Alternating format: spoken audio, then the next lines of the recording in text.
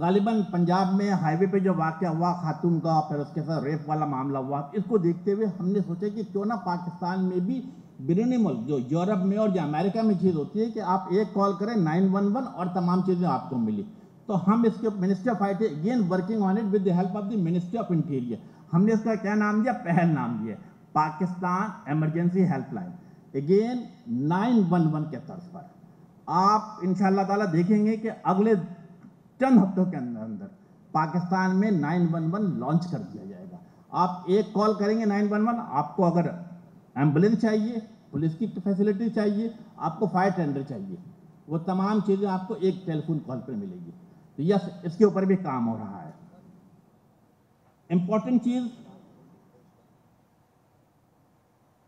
अगर हम अपने यूरोप को देखते हैं, बांग्लादेश को देखते हैं, इंडिया को देखते हैं, तो वहाँ पर भी 5G लॉन्च हो चुका है।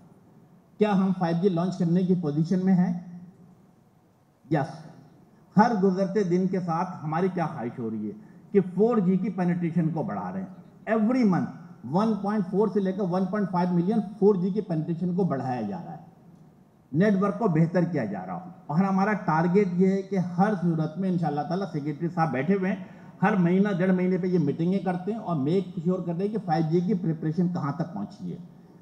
इंशाअल्लाह ताला मैं ऐलान करता हूँ कि 2022 दिसंबर तक पाकिस्तान में भी 5G लॉन्च कर दिया जाएगा।